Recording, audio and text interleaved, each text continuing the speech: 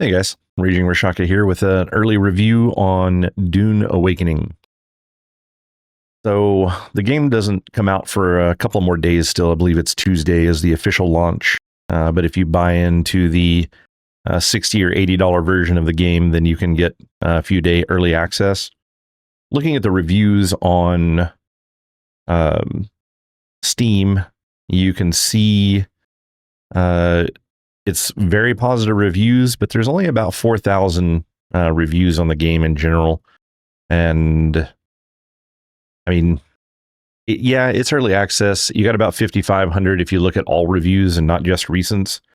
Some of those are going to be more based on some of the betas and things along those lines, but it's not a super warm reception considering the fact that there's so few players. I think a lot of the people that bought into the early access version of it are more diehard Dune fans or just diehard survival fans, and they're kind of enjoying themselves in what they're playing. So I think we're going to see a much different picture once we get around to Tuesday and a lot more people start getting in and picking up this game. But for those of you that are on the fence about it or have been kind of watching or just wanting to hear reviews and things along those lines for what other people's experiences in the game has been, I've been playing a lot of survival games. I'd be surprised if there's more than a handful that I've never played. I've got like 3,000 hours into Ark Survival Evolved, and I played tons and tons of Valheim. I've been playing Enshrouded recently. Just all kinds of survival games. It's kind of one of the main genres that I actually play. I really enjoy them in general. I played a lot of Conan Exiles, which is Funcom's previous dab, I guess, at survival games. We'll get more to that in a minute. But just playing this game from an aspect of going into it, I'm not a Dune fan particularly. Like, I've seen the two newer movies. I've never read the books, never watched the old TV shows or the old movies, anything along those lines. So I don't have the interest level that a lot of people do when it comes to the lore and just being super excited about playing a Dune game.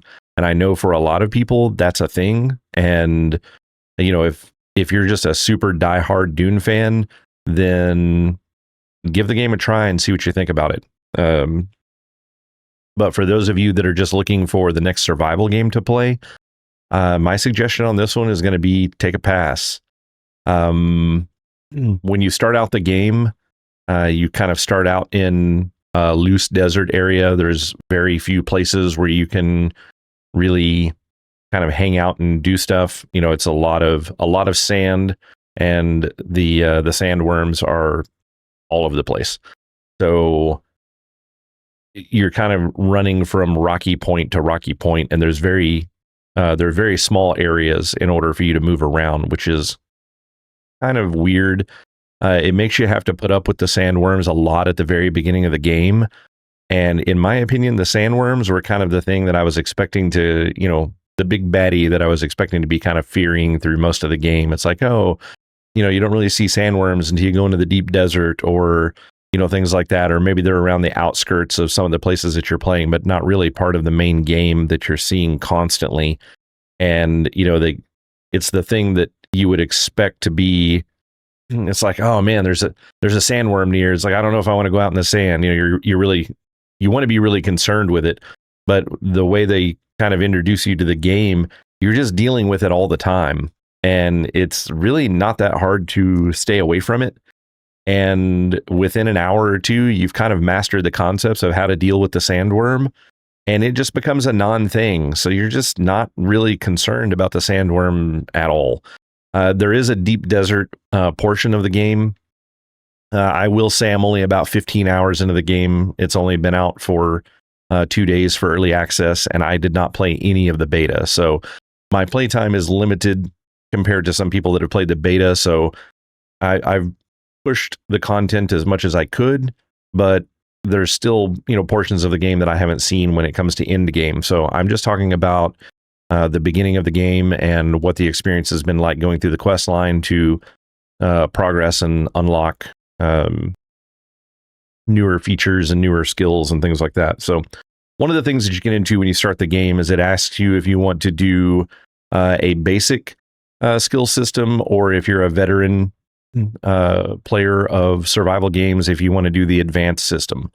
In my opinion, if you have ever played a survival game in the history of your life, you probably should just go with the advanced system, because really the only difference between the two systems is it opens up the tech tree, which you gain skill points and stuff when you're leveling up, and then you can spend those skill points on various tech that you want to be able to craft, building pieces, vehicle pieces, armor pieces, weapon pieces, things like that. It's just a standardized tech tree.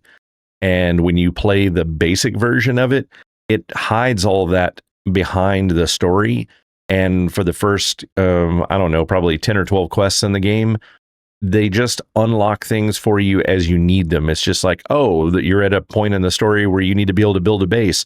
Here's some basic building materials, and here's a wall and a floor and a ceiling and some stairs, and that's it.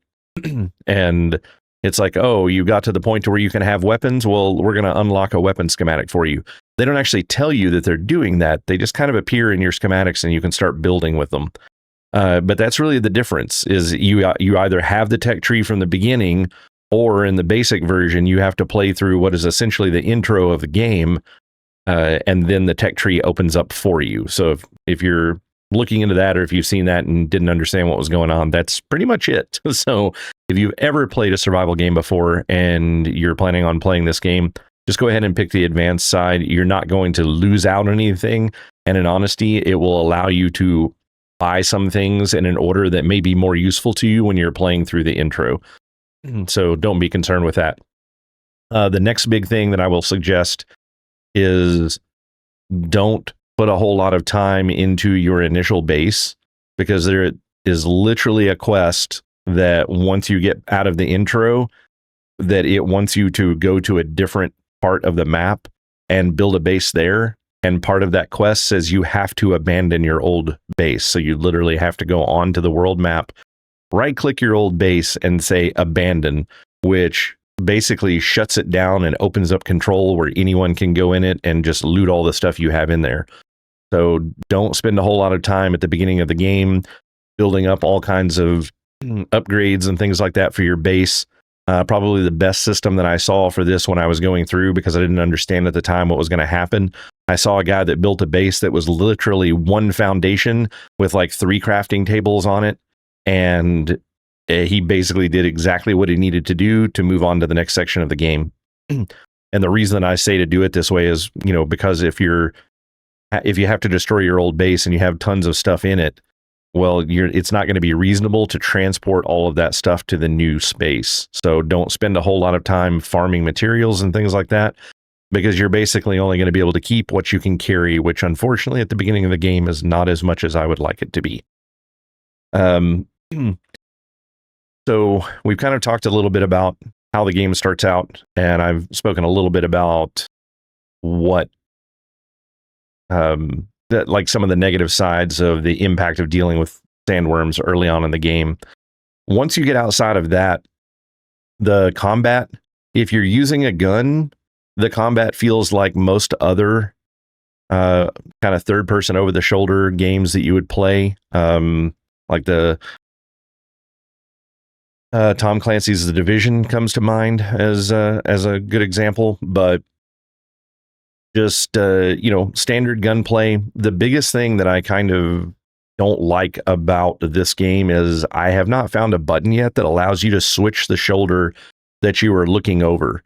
So you are very clearly at an advantage if you have cover that's on the left-hand side of you, because you're looking over your right shoulder, and so you can see further around the cover.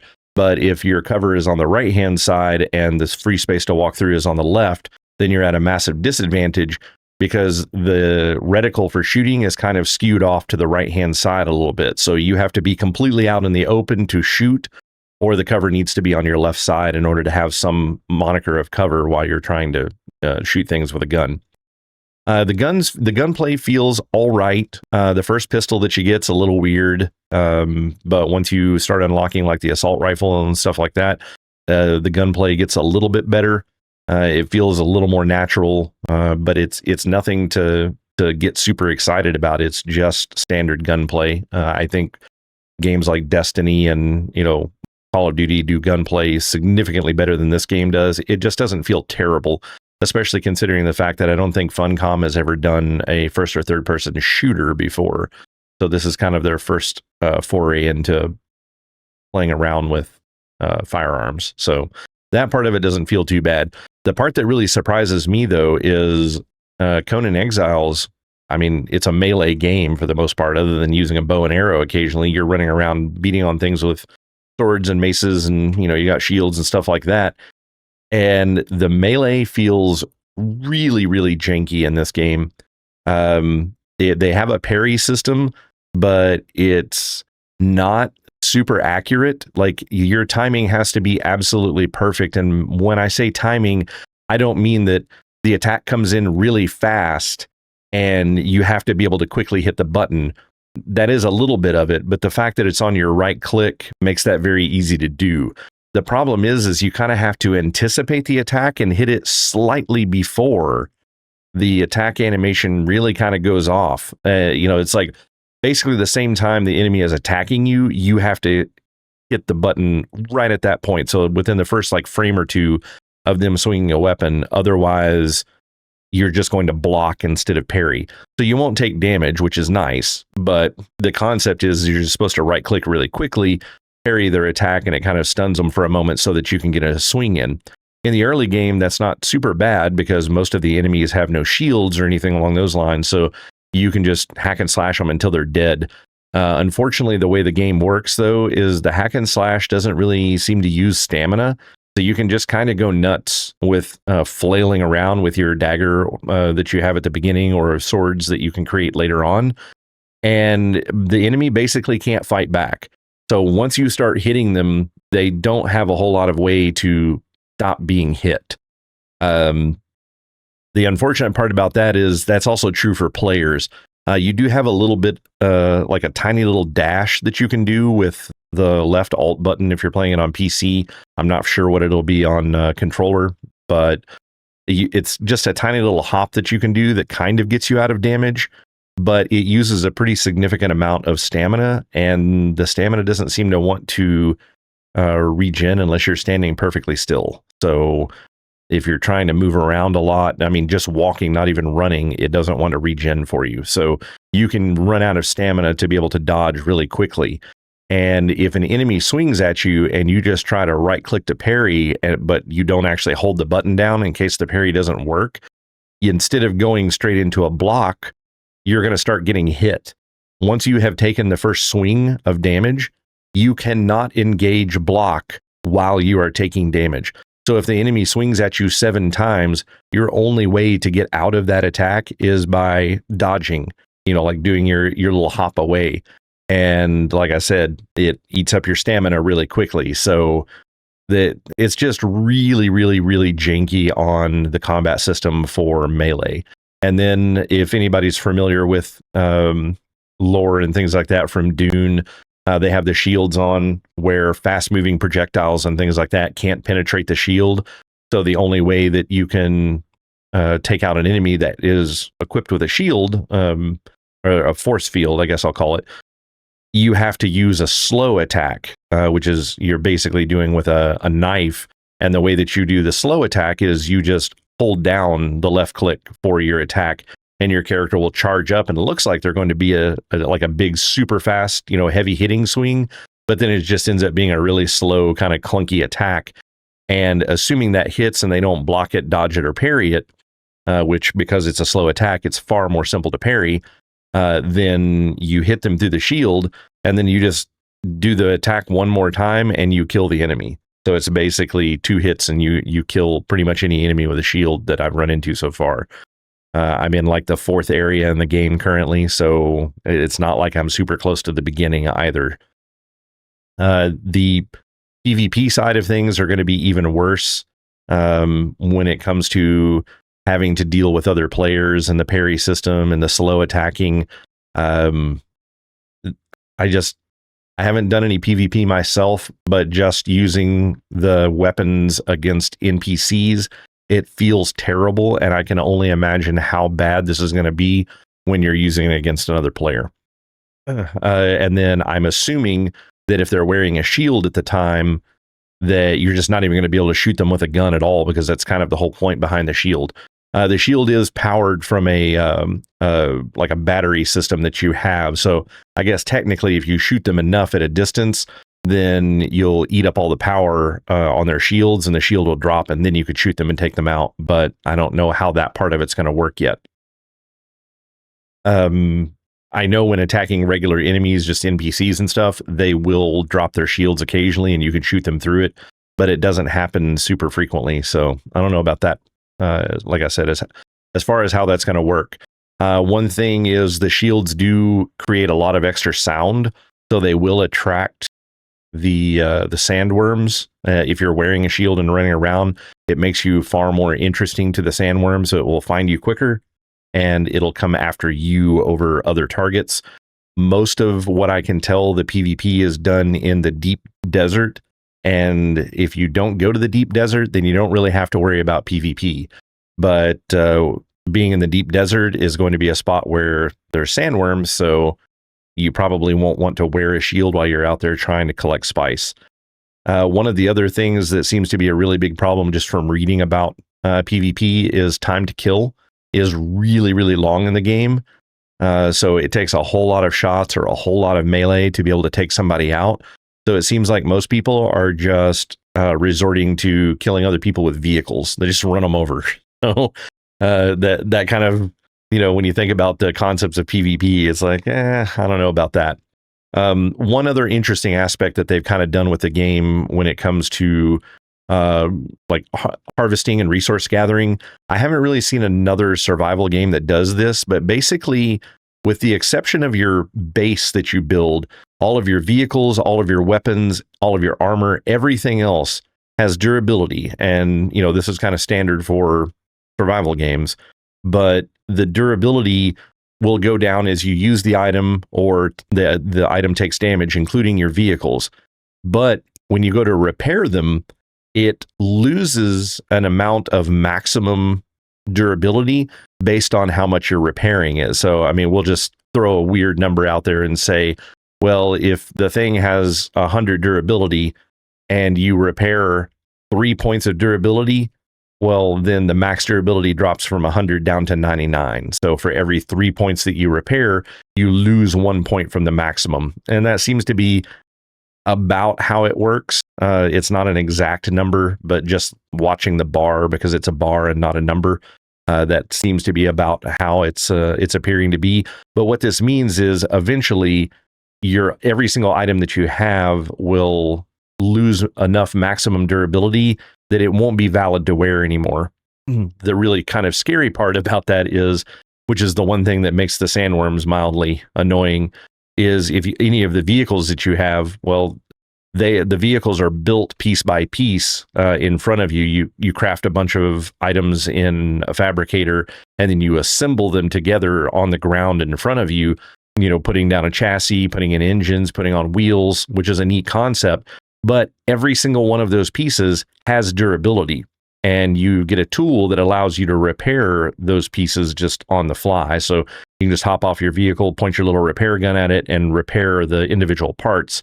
The freaky part is the fact that both the engine core and the wheels, or treads in most cases, can take damage. And they can take damage from being shot at by NPCs, or hitting stuff too hard, or just overall usage. So if you're driving along in a busy spot and somebody takes out a gun and starts, pelting you with it, an NPC, your vehicle takes some damage, and then you're trying to get away and you fall off a little bit of a cliff and hit the ground kind of hard, and then you take a bunch more damage, and then you're driving across the open desert trying to get back home where, the sandworms live. Well, what happens when the last couple of points of durability wear from just the driving fact, and now your vehicle breaks down in the middle of the desert and you can't get it out of there? If you don't have it, you have to get off of it and repair it. And the way the game works, unfortunately, is the sandworms tend to go to places where they have heard sound. So even if you're setting perfectly still, they will they will come after you if they know you were there. So if you get your vehicle out in the middle of the sand and it breaks down, you're probably kind of screwed. You're almost guaranteed to lose your vehicle unless you can repair it really fast and the worm is far away, so that you can get off, do a quick repair on it, get back on it, and start driving again and get to safety. But it's like I said, it's an interesting concept, and it requires you to be prepared for things in a way that a lot of other survival games don't. I'm not saying it's a bad system. I'm just saying you got to think about the game differently than you do other survival-based games. And then also, it points to the fact that you need to constantly be harvesting, unlike a lot of other survival games where you just keep harvesting everything. Like Ark Survival Evolved is horrendous for this. It was one of the first survival games that was out there that really took off and got big. It got way bigger than Rust. I guess technically Rust was probably the first, but this one was the first like massive mainstream one. But in Ark Survival, where it was an early system, they wanted you to be able to build and harvest and all this kind of stuff, but they didn't really think about balance on harvesting. So if you've ever played Ark Survival Evolved, you know exactly what I'm talking about. You kill dinos and you harvest them for meat, and eventually you have like 50 chests full of cooked meat, in stacks of 50, and there's 100 slots in the chests. And I mean, you just have thousands of cooked meat that you're setting on. You have tons and, tens, if not hundreds of thousands of various like fiber and things along those lines, because they don't have any kind of sink in the game. It's like, well, once you build an item, you don't really ever have to replace it, and repairing it takes a tiny fraction of what it takes to craft one. But in this game, a lot of the resources are a lot more scarce in some cases. And then not only do you have to repair the item, but because the maximum durability drops, eventually you're going to be forced to craft another one. So it basically gives you a little bit of a sink for resources, which gives you some replayability. It's reasonable to start going back into various dungeons and stuff and collecting extras of more rare materials for some of the weapons and armor and vehicles that you're using, which is, in my opinion, that's a bonus for that's a check in the pros column. Some more of the negatives for the game. Pretty much everything is open world, so the game does have dungeons in it, but you share the dungeons with everybody else. This was a really bad problem with Nightingale, if you've played that game, where you might get a quest to go in a dungeon and collect some stuff. All of the boxes are going to be in there, and for the most part, you can still run through and harvest the boxes because they seem to be separate loot, so multiple people can loot the same box and get gear out of it, and you're okay. Now, if it's an item that's laying on the ground that you actually have to physically pick up, those, I'm not positive if those are shared between players. So if I pick one up and then someone I'm playing with may not be able to pick it up because I picked it up. But the chests themselves, you can collect all the stuff out of. Both players can get all of the stuff that's in it. So when you're sent to go into a dungeon to complete a quest to go collect these specific resources, well, most people, when they go into a dungeon, they want to go and fight their way through it. Well, in some cases, it's like a 30-minute respawn time on things like bosses. So if you get a quest to go in and kill a boss, you may have to sit and wait for 30 minutes. You may even have to wait in line.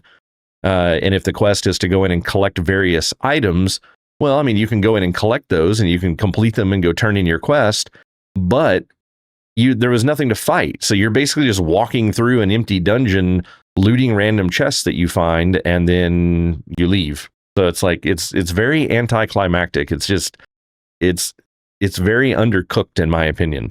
So I kind of feel like they really expected people to be putting an absurd amount of time into PvP at endgame.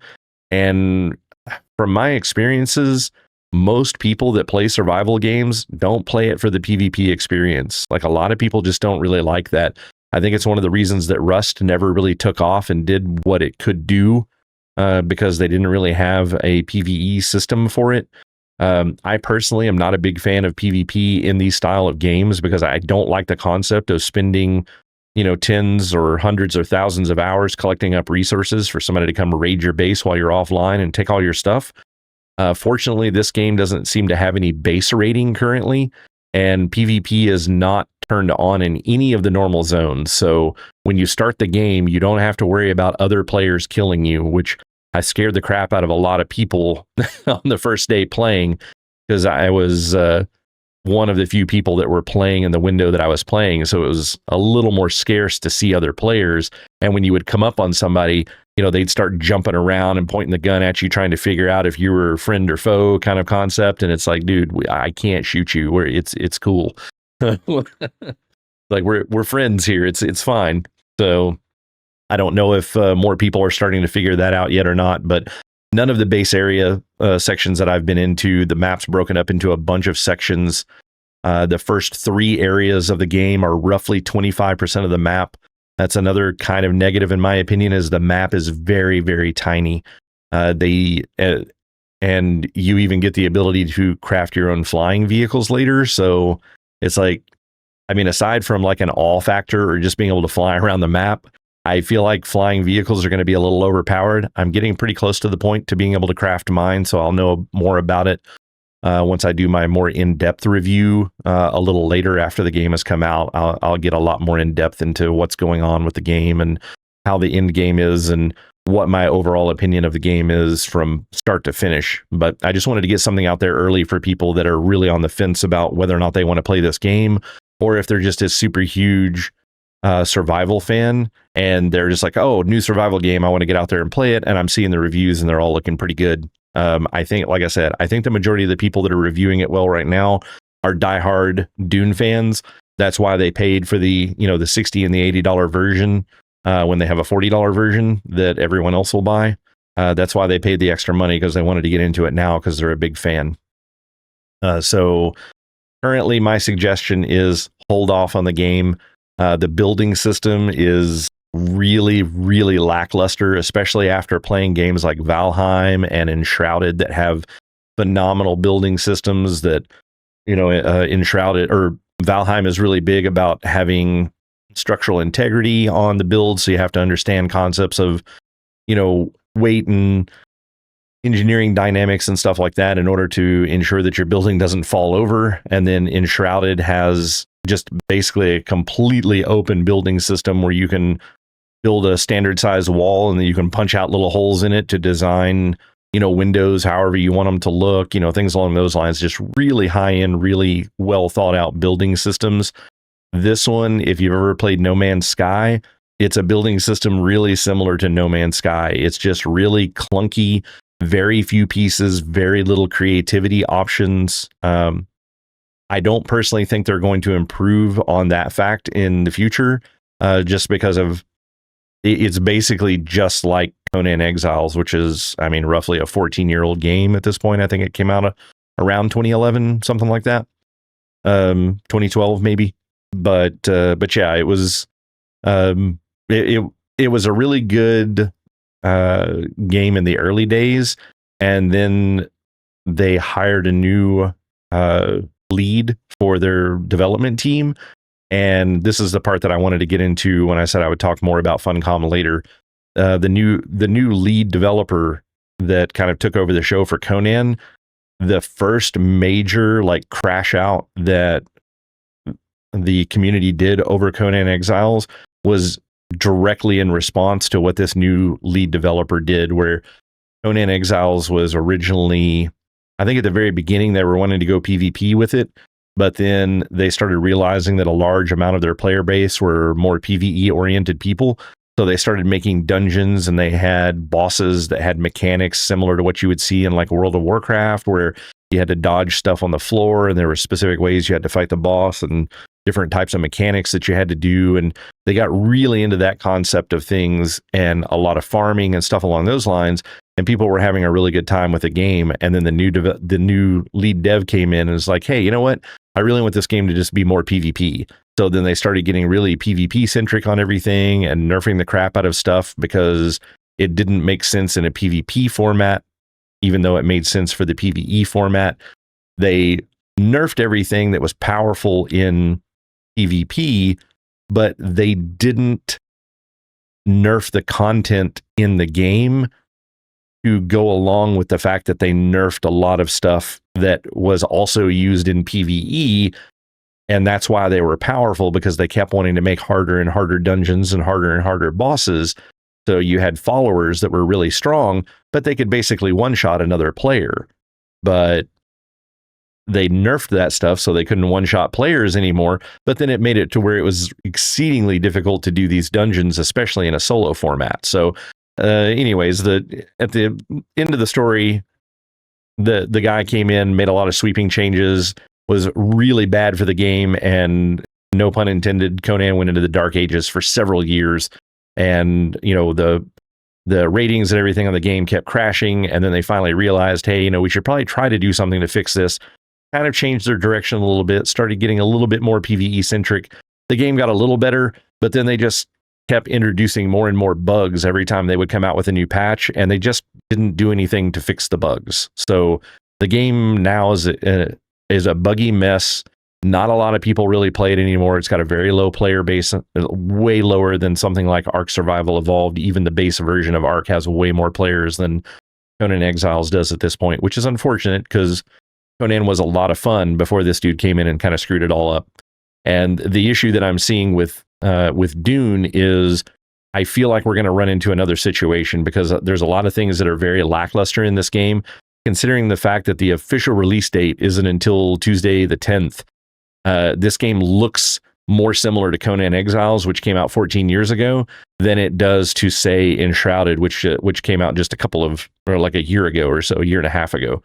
So the graphics level is not as impressive for what I would expect for a game coming out today, with the likes of Unreal 5 being out there, and how amazingly stunning some of the shovelware that we're getting is right now. It's like, this was a top tier game with a big budget, because it's based off of Dune.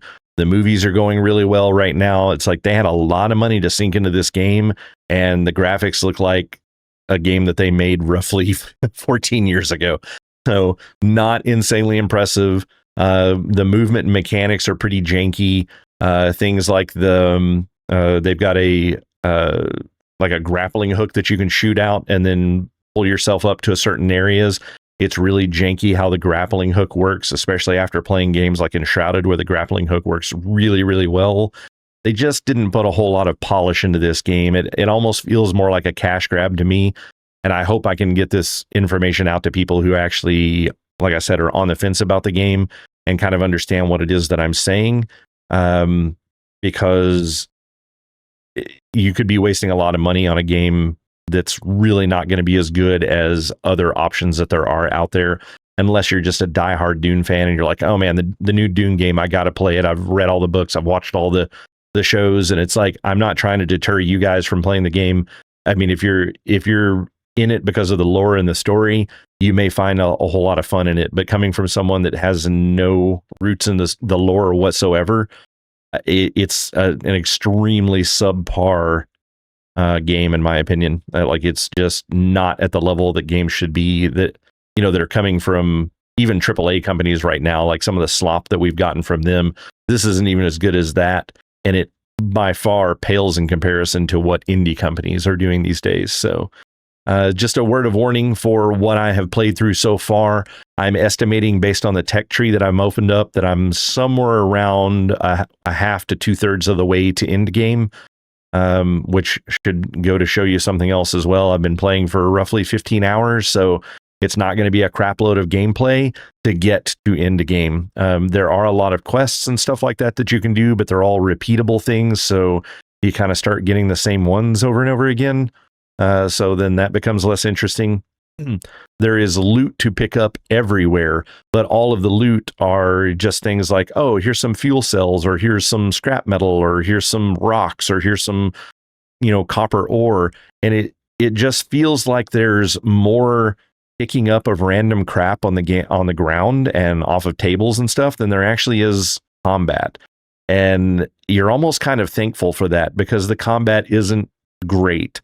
I think a really good way for them to fix this game is to reduce the amount of loot that people are finding, and then, just make it bigger chunks of it. It's like, if you need that much loot, that's fine. But instead of having a stack of 2 fuel cells every 5 feet in the game, maybe make it a stack of 10 fuel cells every 50 feet in the game.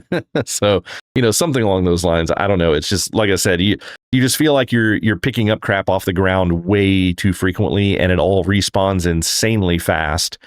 So most people, when they build their houses, they'll go build it around some area with enemies, and then they just keep running into the same base every 2 or 3 minutes and harvesting all the crap again. So I don't know. There's an issue with that. A lot of people are under the impression that this is an MMO. Like I can't. It blows my mind the number of people that have commented that this game is an MMO. It is not. It is a standard survival game.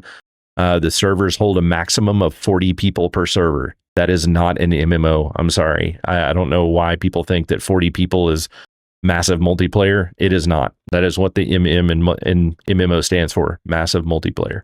So hopefully that will help some people as well. It is not the next World of Warcraft or anything even remotely close to that. So stop thinking that it's an MMO. It's not. But yeah, that's kind of all I've got. So hopefully for those of you that are kind of on the fence about the game, that'll help you make some decisions. They have some neat ideas in the game, but it's just not polished. And to be honest, the old adage of you can't polish a turd, I kind of feel like that's going to end up being the definition of this game. It's had a whole lot of hype around it. A whole lot of people definitely bought into the game on the first day. But don't let the hype get you. I think this game is going to see a massive turn in reviews really, really soon. So hopefully this helped out. If you enjoyed the video, make sure and comment down in the section below and let me know what you thought about the video. Let me know what you think about the game. If you've seen videos on it, if you have similar feelings about it, or if you've played it and just love it and you have 100 reasons why I don't understand what I'm talking about yet. I'd love to see those comments as well, and then maybe I can check out some of the stuff you guys are suggesting. But be sure if you guys did enjoy the video that you hit that like and subscribe button. I'm also a variety streamer, so I do live streams about 4 days a week. Feel free to hop in and chat up about this game, even if I'm not playing it, or if you want to chat up about whatever I'm playing at the time. But that's all I've got tonight, guys. So hope the review was helpful, and we'll see you for the next one.